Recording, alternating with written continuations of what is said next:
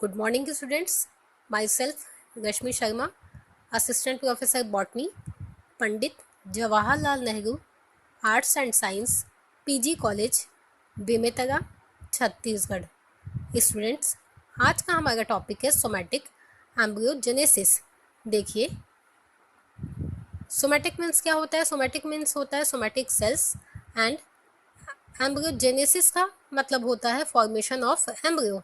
Means somatic cells से embryo का formation करना। ठीक है। देन एम्ब्रियो से एम्ब्रियोइड का फॉर्मेशन होता है।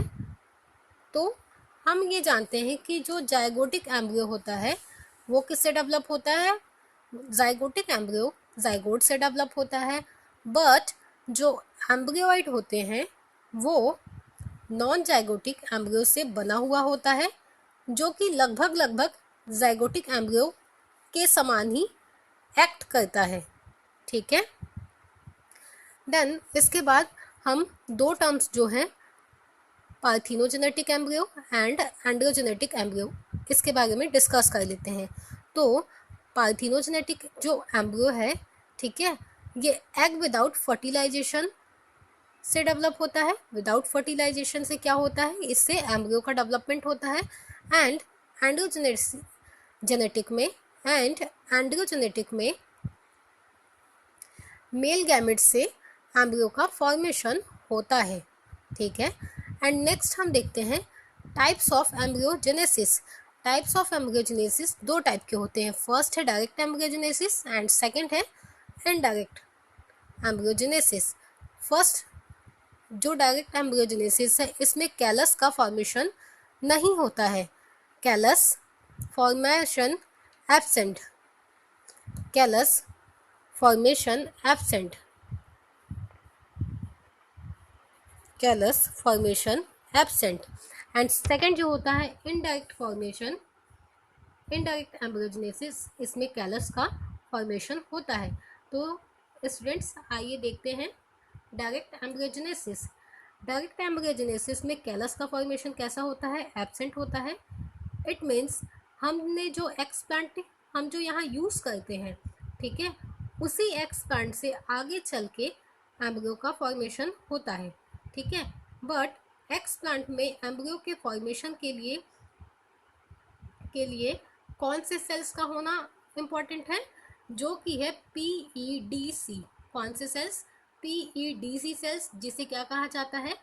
Pre embryonic determined cells. क्या कहा जाता है? प्री एम्ब्रियोनिक डिटरमाइंड सेल्स कहा जाता है।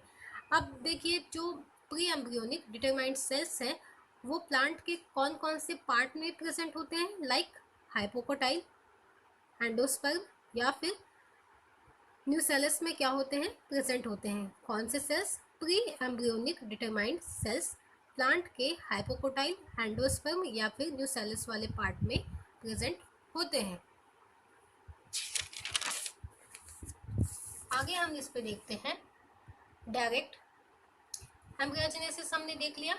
अब हम इसके आगे देखते हैं इनडायरेक्ट एम्ब्रियोजेनेसिस। इनडायरेक्ट एम्ब्रियोजेनेसिस जो होता है, इनडायरेक्ट एम्ब्रियोजेनेसिस में क्या किया जाता है? सबसे पहले हम एक्सप्लांट लेते हैं। देन एक्सप्लांट जो है, ठीक है, एक्सप्लांट से किसका फॉर्मेशन करते हैं? एक्सप्लांट से कैलस का फॉर्मेशन किया जाता है। एंड कैलस जो है आगे चल के एम्ब्रियो को फॉर्म करता है। कैलस क्या करता है? आगे चल के एम्ब्रियो को फॉर्म करता है। ठीक है। लेकिन जो इसमें पाया जाने वाला जो कैलस है, ठीक है, उसका डेवलपमेंट हम दो टाइप से कर सकते हैं। पहला है सॉलिड मीडियम में कैलस का फॉर्मेशन कर सकते हैं। देन उसके बाद एम्ब्रियो फॉर्म हो जाएगा। एंड कैलस को हम सस्पेंशन मीडियम में डाल सकते हैं। देन उसके बाद एम्ब्रियो का फॉर्मेशन हो जाता है। लेकिन कैलस से एम्ब्रियो के डेवलपमेंट के लिए हमको क्या चाहिए? इंड्यूस्ड एम्ब्रियोनिक डिटरमाइंड सेल्स चाहिए। क्या चाहिए? इंड्यूस्ड एम्ब्रियोनिक डिटरमाइंड सेल्स चाहिए। तो स्टूडेंट्स आइए हम देखते हैं कि development of embryo divided into कितने पार्ट्स में होते हैं? 2 पार्ट्स में डेवलप होते हैं। फर्स्ट है एम्ब्रियो इनिशिएशन एंड सेकंड है डेवलपमेंट। तो एम्ब्रियो का जो इनिशिएशन होता है, एम्ब्रियो के इनिशिएशन सबसे पहले हम देख लेते हैं। तो इसके लिए क्या किया जाता है? प्लांट टिश्यू कल्चर से रिलेटेड, प्लांट टिश्यू कल्चर में प्लांट टिश्यू कल्चर को स्टार्ट करने के पहले जो एक्स प्लांट जब हम लेते हैं, उसके पहले की फर्दर जितनी भी एक्टिविटी है उसको कंप्लीट करने के बाद एक्स प्लांट को हम किससे ट्रीट करते हैं? आईसीडीसी। आईसीडीसी से हम क्या करते हैं? इंट्रोड्यूस करते हैं। आईसीडीसी मीन्स होता है इंड्यूस्ड एम्ब्रियोनिक डिटरमाइंड सेल्स। ठीक है, उस एक्स प्लांट में क्या होना चाहिए? आईसीडीसी होना चाहिए, means induced embryonic determined cells होना चाहिए, जो फर्दर क्या कर सके? डिवीजन कर सके। प्लस इसके साथ ही साथ हम एक्स प्लांट में क्या देते हैं? 2,4-D हाई कंसंट्रेशन में उसे दिया जाता है।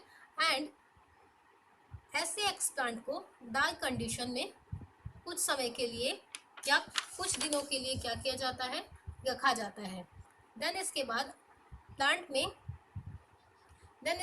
प्लांट को किस में ट्रांसफर किया जाता है? Transfer into second fresh media. अब क्या किया जाता है?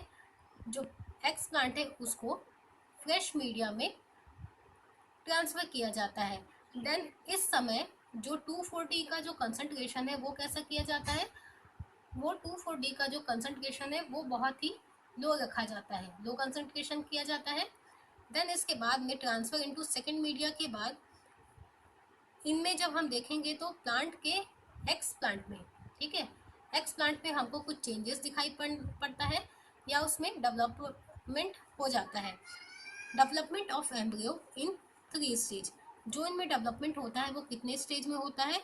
वो होता है 3 स्टेज में होता है। ठीक है, तो 3 स्टेज में होता है। फर्स्ट है ग्लोब्यूलर स्टेज, सेकेंड है हार्ट शेप और थर्ड है टॉर्पीडो स्टेज।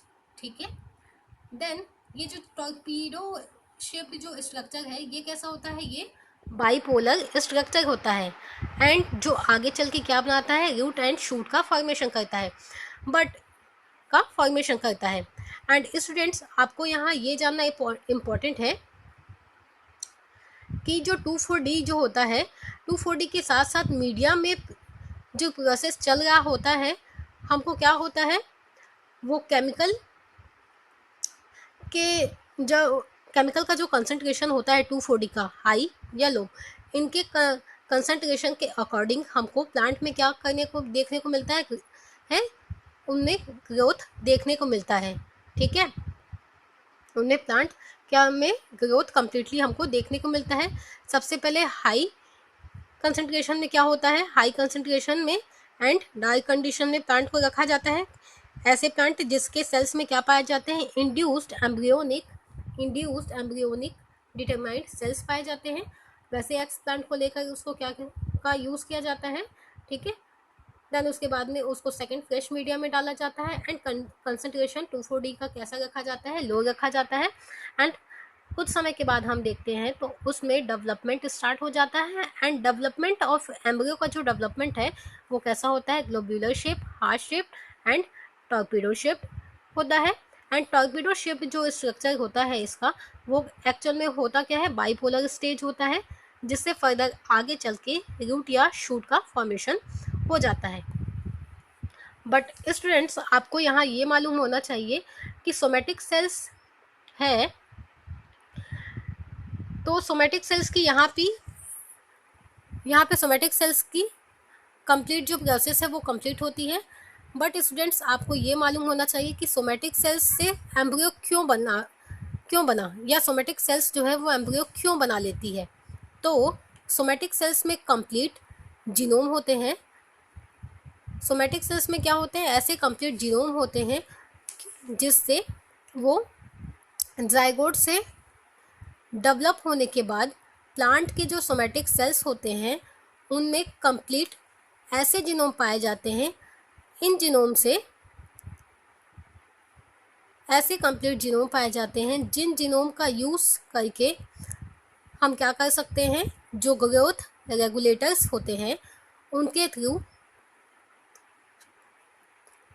थ्रू एक्टिवेट उन्हें कर सकते हैं। ठीक है, उन जीन्स की जो कि एम्ब्रियो फॉर्मेशन के लिए रिस्पॉन्सिबल है, और इन्हीं सेल्स को या जीन्स को एक्टिवेट करके हम एम्ब्रियो फॉर्मेशन कर लेते हैं। यहाँ पर ग्रोथ रेगुलेटर का मेन इफेक्ट होता है। किसका इफेक्ट होता है? मेन ग्रोथ रेगुलेटर का मेन इफेक्ट होता है। तो उसके बाद जीन एक्टिवेट हो जाएंगे एंड वो क्या बना लेते हैं? एम्ब्रियो का फॉर्मेशन कर लेते हैं। एंड यही जो है, यही जीन प्लांट की टोटिपोटेंसी के लिए भी रिस्पॉन्सिबल है, जिन्हें रीएक्टिवेट किया जा सकता है। तो ये जो टोटिपोटेंसी है जिसके थ्रू प्लांट रीजनरेट हो जाता है, और यहाँ पर एम्ब्रियो बनाने का कॉन्सेप्ट है, वो उसी के नज़दीक ही है, उसी से ही जुड़ा हुआ है। ऐसे जीन्स होते हैं जो एम्ब्रियो फॉर्मेशन के लिए, प्लांट रीजनरेशन के लिए रिस्पॉन्सिबल होते हैं। उनको ग्रोथ रेगुलेटर के थ्रू एक्टिवेट किया जा सकता है। तो यहाँ भी कुछ उसी टाइप की ही प्रोसेस होती है।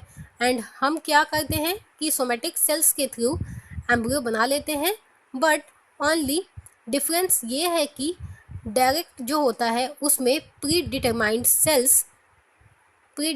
सेल्स होते हैं, एंड इनडायरेक्ट में कैलस की सेल्स होती है, जिन्हें हार्मोन्स के प्रेजेंस में इंड्यूस्ड किया जा सकता है एम्ब्रियो बनने के लिए। एंड बना तो सेम ही है, जैसे क्या होते हैं उसके तीनों स्टेज में हमको देखने को मिलता है। एंड एम्ब्रियो डेवलप हो जाएगा। तो ये स्टेप थी एम्ब्रियोजेनेसिस की। अब हम देखते हैं इसके इम्पोर्टेंट्स क्या क्या है, इसके बेनिफिट्स क्या क्या हो सकते हैं, या उसे कहाँ कहाँ यूज़ किया जा सकता है। तो आइए स्टूडेंट्स हम इसके देखते हैं इम्पोर्टेंट्स। तो इसके इम्पोर्टेंट्स ऑफ सोमेटिक सेल्स हैं आर्टिफिशियल सीड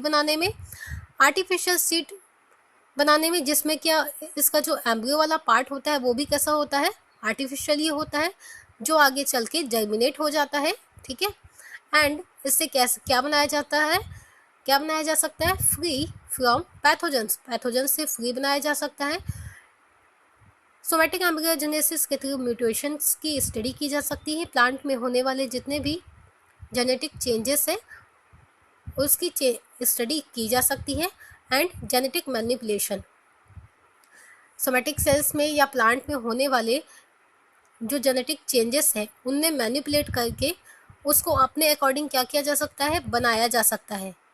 तो स्टूडेंट्स, ये थी somatic embryogenesis. I hope so you like it. Please share, like and comments. Thank you.